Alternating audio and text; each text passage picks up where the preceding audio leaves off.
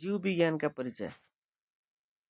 जीव विज्ञान को बायोलॉजी कहते हैं। बायोलॉजी का सर्वप्रथम प्रयोग किसने किया था? तो बायोलॉजी का सर्वप्रथम प्रयोग किया था लैमार्क और ट्रेविरेनस ने। जीव विज्ञान का जनक कहते हैं अरस्तु को। अध्ययन, इसमें जीव विज्ञान में सजीवों का अध्ययन किया जाता है। उदाहरण जैसे कवक, शैवाल, जीवाणु, पौधे, जंतु, मानव आदि। उसके बाद आता है जंतु विज्ञान। जंतु विज्ञान का भी जनक अरस्तु को ही कहा जाता है। अरस्तु ने एक पुस्तक लिखा था हिस्टोरिया एनिमेलियम। इसमें अध्ययन किया जाता है जंतुओं का। इसमें शेर हो गया, मछली हो गया, सर्प हो गया, पक्षी हो गया, हाथी इत्यादि का अध्ययन किया जाता है जंतु विज्ञान में। उसके बाद आता है पादप या वनस्पति विज्ञान, जिसे बॉटनी भी कहते हैं। बॉटनी विज्ञान के जनक कहते हैं थियोफ्रेटस। थियोफ्रेटस ने एक पुस्तक लिखा था हिस्टोरिया प्लांटेरम। इसमें पादपों का अध्ययन किया जाता है, जैसे शैवाल हो गया, ब्रायोफाइटा हो गया, फर्न हो गया, वृक्ष हो गया, लता, झाड़ी इत्यादि का। उसके बाद होता है माइक्रोबायोलॉजी।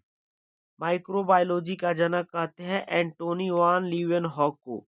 इसमें सूक्ष्म जीवों का अध्ययन किया जाता है, जैसे नील हरित शैवाल हो गया, जीवाणु हो गया, कवक हो गया, प्रोटोजोआ आदि।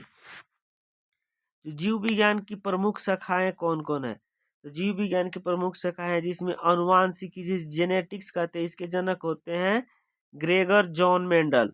अनुवांशिकता तथा विभिन्नताओं के कारण।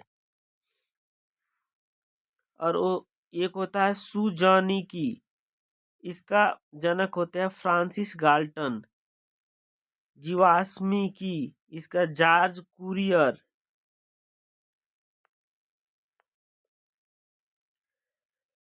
वैज्ञानिक विधि से फसलों का उत्पादन को क्या कहते हैं? एग्रोनोमी। एग्रोनोमी के जनक होते हैं पीटर डी क्रेसेंजी।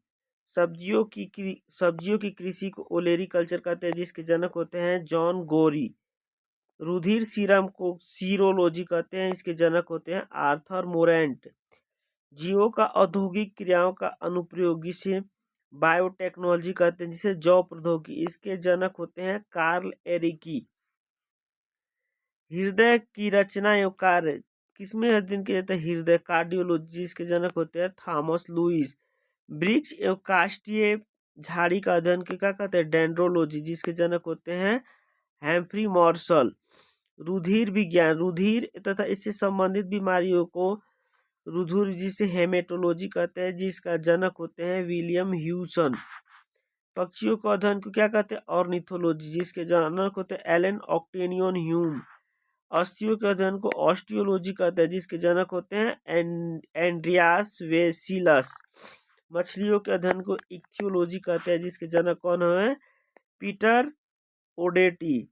एग्रोएस्ट्रोलॉजी, जिसे घास को कौन सा घास के अध्ययन क्या कहा जाता है?